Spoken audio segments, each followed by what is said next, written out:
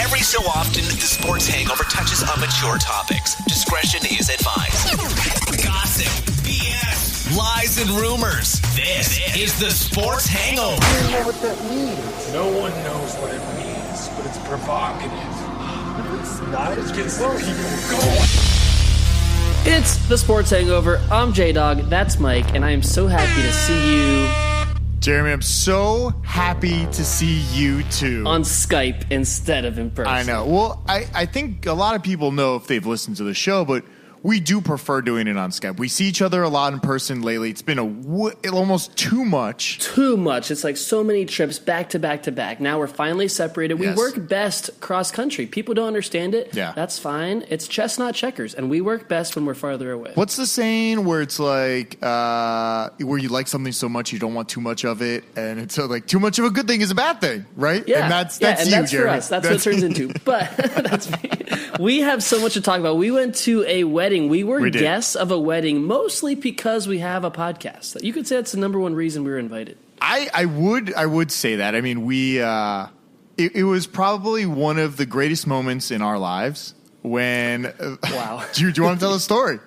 I mean, it was just so amazing how. So it's the gay family, Justin and Wendy, beautiful bride. Oh my Beautiful. gosh, she was beautiful. She won the night. I don't know Her why dad, amazing speech. I don't know why she married Justin, but that's a whole nother story. No, we found out Justin's a salesman, and Justin sold Wendy on marriage. He sold us on friendship. He Yes. sold a lot of things. So, but Justin's brother stole the show. Tyler Gay gave the Sports Hangover a shout out in the best man speech, It was which great. all eyes were on him, and he Yeah. delivered in crunch time. It was a great moment. Jeremy and I were so excited. It was perfect. Perfect Tyler moment. Gay was Tom Brady in the Super Bowl, clock ticking down, panic everywhere, all eyes on him, and he just delivered the perfect pass to the Sports Hangover boys. It was awesome. Best speech of the night, and then we wrote him a check for that. Nice We little- are getting him golf tickets, I Yes, think. yeah. So great So, wedding. great. Shout out to Justin and Wendy. Thanks for having us. Mike, thanks for coming all this way. It was great. Shout out the Art Museum. What a cool wedding venue. It was really cool. I didn't know what to expect. We got a little lost trying to get there, but it was We great. went to the Science Center, which is not the Art Museum. We didn't post that photo, but Jeremy and I did a mini photo shoot in the museum, and it was great. So Some people think that's the future cover of Vogue or Hollywood Reporter, the future of podcasting, and just our picture up there could it's be an option. definitely the future of podcasting. We'll post that on Instagram. I want to give a shout out to one special fan Ooh. at the wedding. His name's JoJo. I don't know if you know JoJo from the bachelor party, Who's Jo- but I met him at the bar, and he's a Lions fan. And I said, "You download, I'll give you a shout out." Wow. We traded. So shout out JoJo. Thanks for downloading. And I'm sorry that Matt Patricia is your head coach because the best it's gonna Patriots suck. defensive coordinator is now with the Dolphins, not with the Lions. Who is JoJo? Do I know JoJo? I mean, I know this He isn't said he knows you. okay. This isn't You know, podcast talk, but He Okay. went on the bachelor party. Okay. Met him at the bar, and Lions fan. Sucks for him. all right. We have a lot to talk about.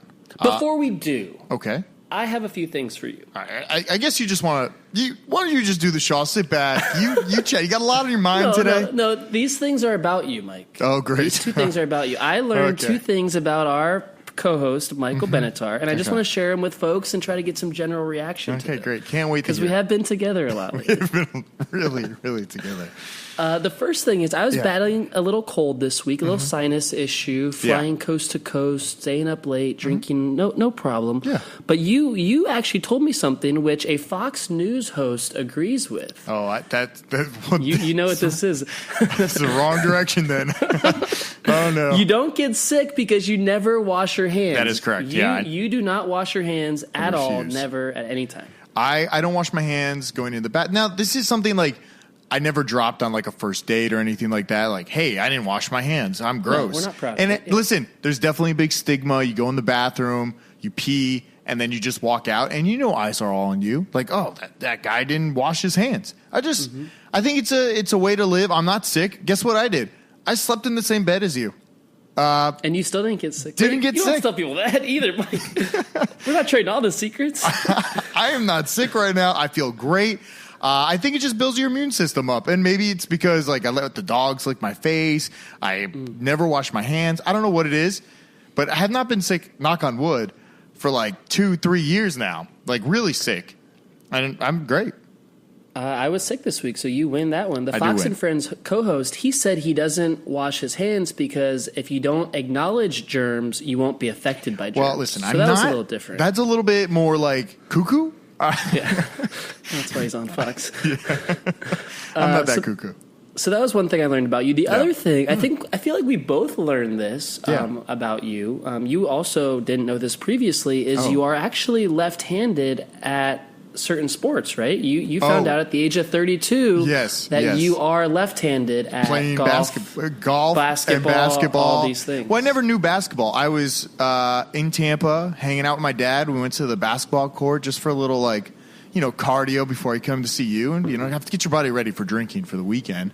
Mm-hmm. And I started shooting lefty, and the balls were just going right in. I didn't know. I had no idea. Some athletes find out 2-3 years old, some at 32. So you're just a late bloomer learning what side of the plate you're on, but now we know. It's true. And, I mean, this is not a thing we learned, but I love sneakers, and I didn't realize how much I love sneakers until I started talking to you about sneakers. Yeah, you love sneakers. I do love sneakers a lot, and Jeremy needs some sneakers. We need to get him some sneakers. Yeah, we are accepting Nikes. You do not like my Yeezys, which I have right here. No, you are a real shitter on the Yeezys. Jeremy does not have a high Yeezys. top shoe, solid shoe. If we're going everywhere, your girlfriend took me inside your closet. She did. And she showed me, it looked like an episode of Cribs at a rapper's mansion with your shoe collection. It was super impressive. You got to have the shoes. All Nikes, some Adidas in there. Something about it. I don't know. By the way, shout out, after we recorded last week's show together in LA, 2 weeks in a row where we were together, we went to the Nike store, the local Nike store in Hollywood. Shout out to them. They have a vending machine there. West Hollywood, but go ahead. Oh, yeah, definitely not big Hollywood. Difference, okay? Big difference, big style difference. So shout out to them for having a vending machine there. You just download the Nike app. Wi-Fi sucks there, so it might take 20 minutes, but once you have it, you hold it up to the scanner on the vending machine, and they give you something free every 2 weeks. And I got some sweet NBA socks, which I wore to work out tonight.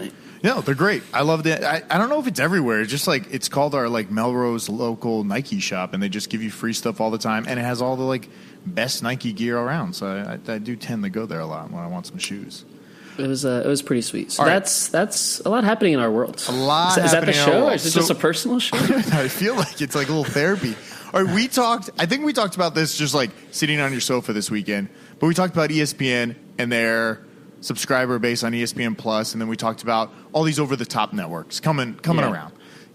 Everybody's got one now, and I think it's a really big thing for digital media because also Spotify is getting into the podcast game. And I wanted to see where you thought podcast is going because we're basically founders of podcasting. We have been doing this for God knows how long. Before anybody even knew about it, we were here. We could write the book on podcasting. We could do an oral history. We could do drunk history on podcasting. It might be a future episode idea for the Hangover Network. I'll write that down. Are you saying it's gonna be a pay system? No, I'm not. I don't think it's going to be like that. No. Well, here's where I thought it was going to go. I thought Spotify now they purchased Gimlet Media, who does they produce podcasts, original content. So it could be going the way of kind of like Netflix, where Netflix has a paywall, not like a big entry fee, but that they have good content and stuff you want to watch because everybody talks about it, right? So in a way that Spotify could say, well, now we have original content on this platform, and maybe pay the podcasters, because right now it is hard for podcasters to get paid unless you have individual advertising channels or something like that, or sponsorship, whatever it is, Oh, yeah, it's tough. It's tough. I mean, we've been here for 10, 20 years now, and we don't have it. So it's tough that... I think we do need some kind of organization on it, right? And maybe like some kind of tier system, because it's really, and maybe that's the good thing about podcasting for now, but it could be an issue at some point. And honestly, all of media could face this issue of a lack of consolidation when everyone is just creating content, whether it's like short series, whether it's podcasts, whether it's like films. Sometimes we could get to a place where it's hard to tell if it's super amateur or if it's produced by a high-level studio. And that could be an issue for the ones that are actually dumping money into their content that aren't seeing an ROI on it. And people are this is kind of like what some people say. This is the golden age of audio. Everybody's going VR. Everybody's doing all this. But the podcast it's still growth, pretty good for video too, right? It is, but I think the podcast growth, imagine there's just the growth in like the last 5 years of podcasting.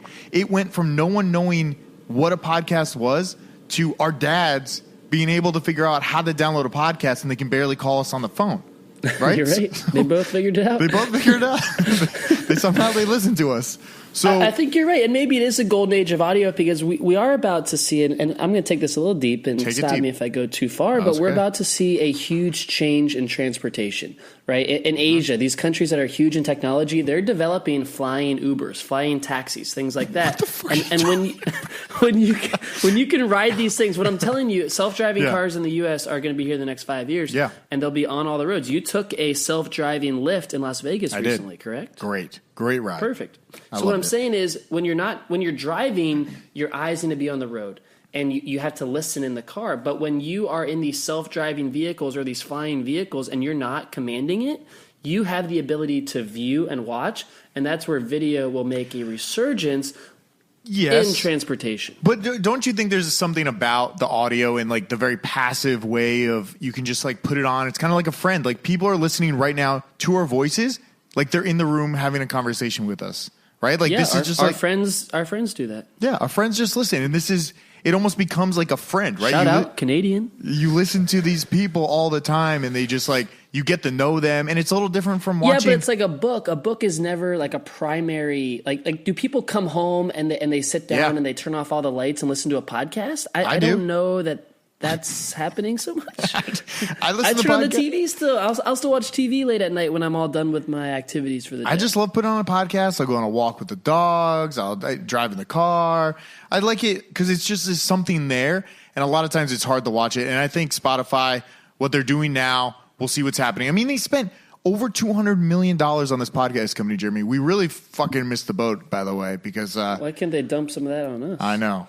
The Hangover Network really could have used it, but we have some great shows. Spotify got so many shout outs during the Grammys, and people made the point, like, you never heard like Walmart and Target getting shout outs before, but Spotify was getting so many, like 3 different shout outs on stage, which is like once an hour, which is like more than the good songs that were performed.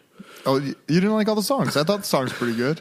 I liked 3. I liked Lady Gaga. Mm-hmm. I liked she went a little Red crazy, Hot Chili though. Peppers. Who were they? Post Malone collaborating. Post Malone. I liked that one. Yeah, that's good. There's one more I like. J-Lo was not good. Oh, Dolly Parton. I like Dolly Parton. Yeah, like their whole mashup of it is pretty good. I can't believe she still has a voice. Like it wasn't that bad. She looks good for that old. Remember when we went on that hike in Tennessee and we saw Dolly Parton's peaks? I did. I do remember that. I thought of that last night. All right, I have Scandal City. Time to dig up the dirtiest stories around the sport world in this week's Scandal City. So your first story must be the Browns signing a scandalous running back who committed domestic violence. That was my third one, but we can start with it if you want. It's a pretty big deal. It is a pretty well. All right, so they signed him. They have a 1-year deal with him. At the end of the year, he becomes a restricted free agent, right? Is it restricted or unrestricted? I don't know.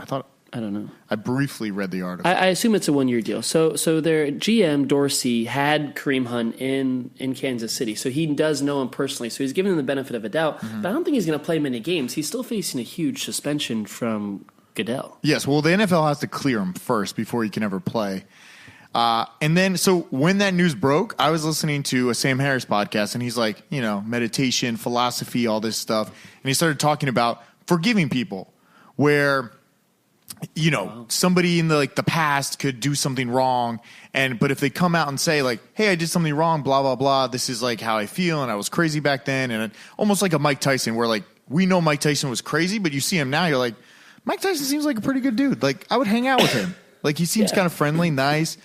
And I think, I don't know how I feel about it, but I guess in a way he was saying at some point we have to forgive these people if they've really changed and really have shown us something. Kind of like Louis C.K. where he's like jerking off in front of people. Can we forgive Louis C.K. for jerking off in front of people?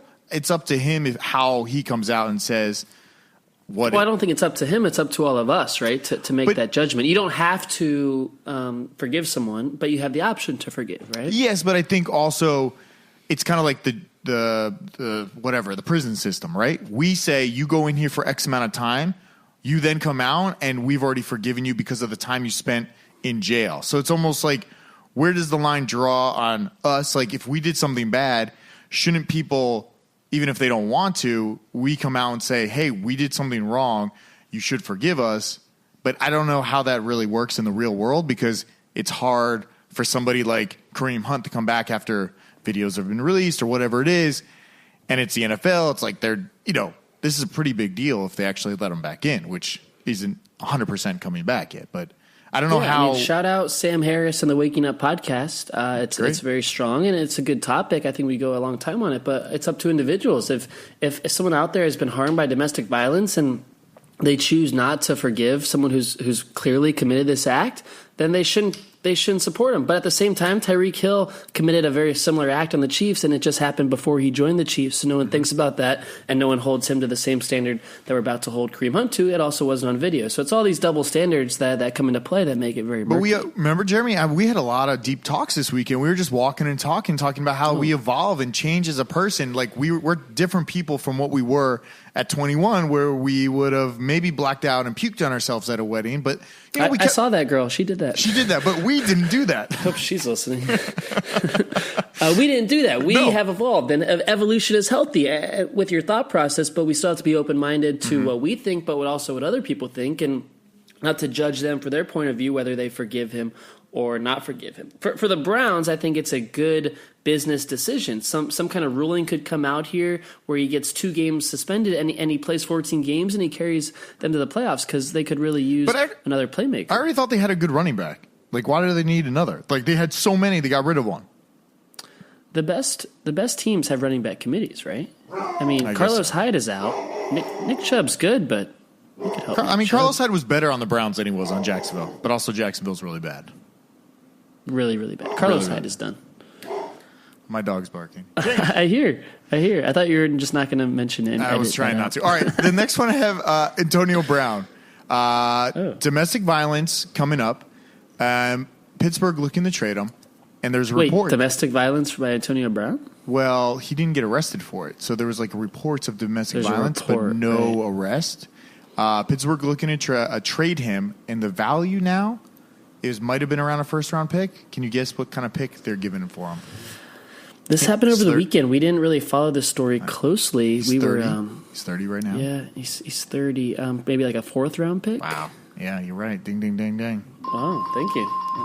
4th-round pick. That's not good for somebody that seems like they should be I would be shocked. I would be shocked if the Steelers gave him up for a 4th-round pick, but I would also be shocked if another team gave up a 1 or a 2 with this looming over him. So it kind of seems like we're stuck in the middle where they have to bring him back at this point, right? But doesn't Pittsburgh have to, at this point, just get rid of all this drama and just like, let's try to win some games without drama? They definitely have to get rid of Le'Veon. I do think, like if you had to pick one, which one is more?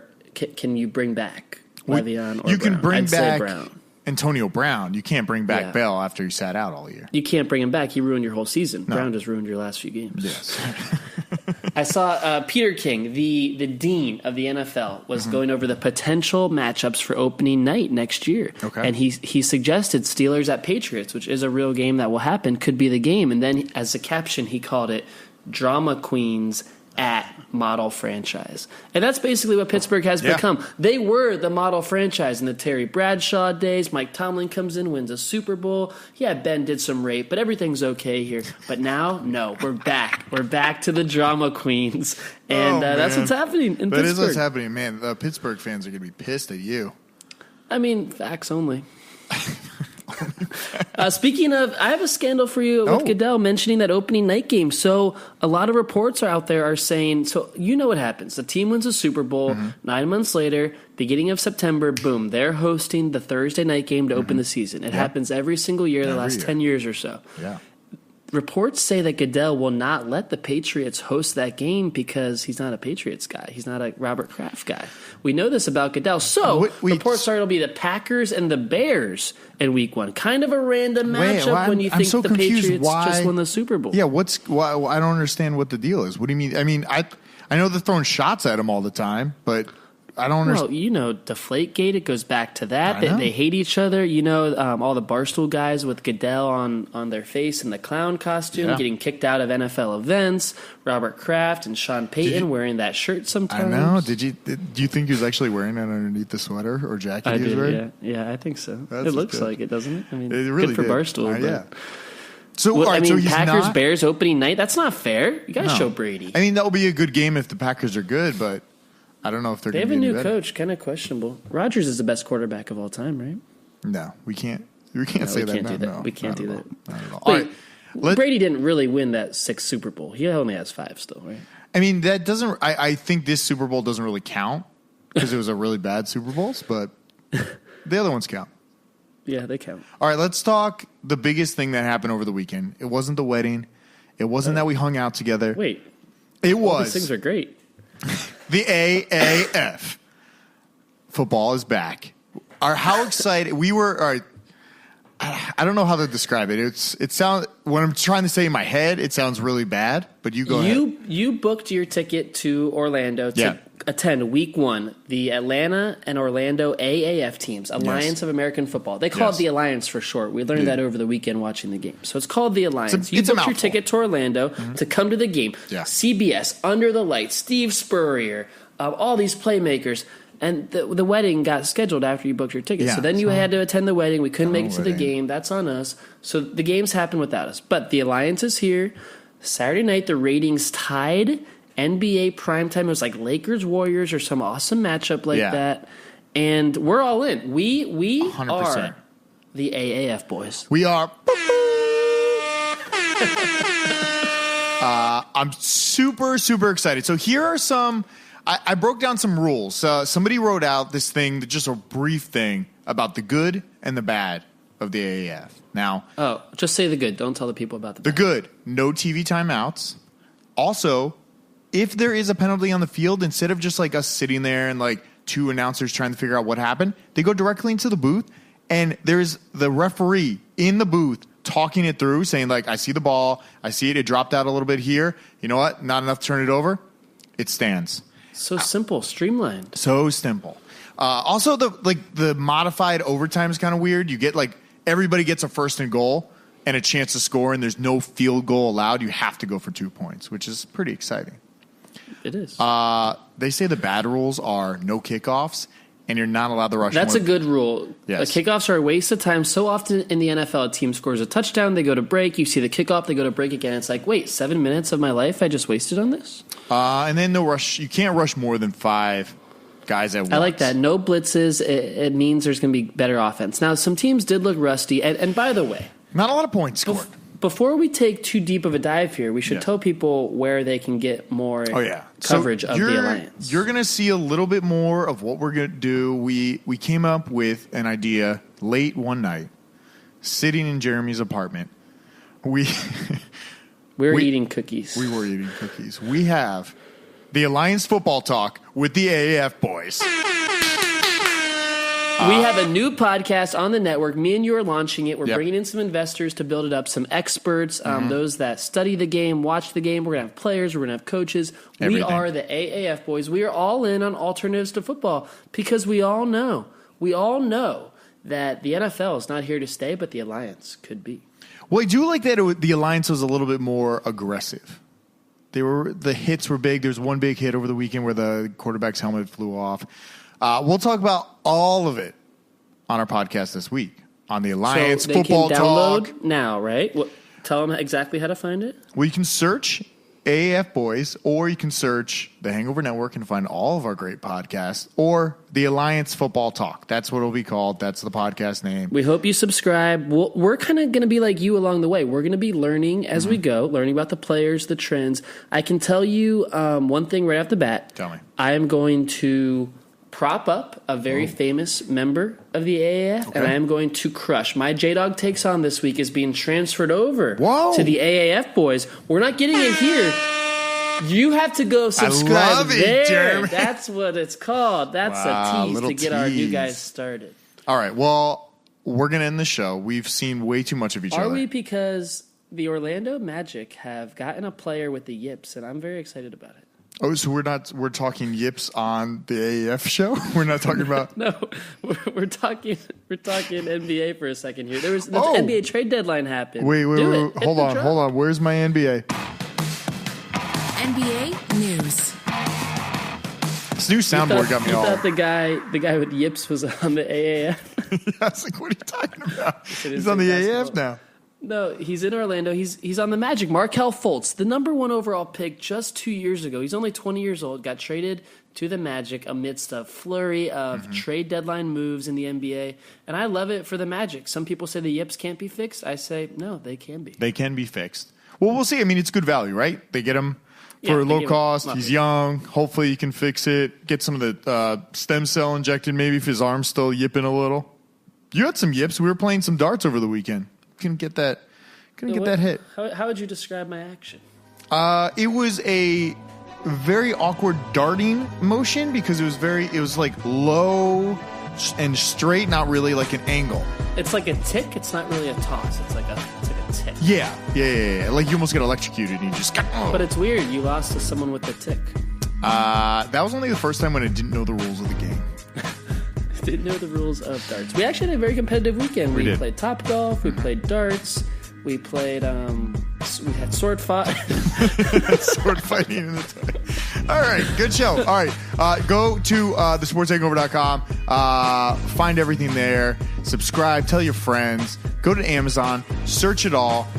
Big things are coming. I'm redoing the entire website, and it's going to look really good. We're going to have all the product on there, so it makes it a little bit easier to get to. Jeremy, do you have anything else? Sounds good. You want to plug anything? Okay, good. Please follow us join us for the Alliance. There you go. Follow us on Instagram at The Sports Hangover and on Twitter at TSH Podcast. And if we go to Arrested and Molested Reviews, hopefully we're back next week.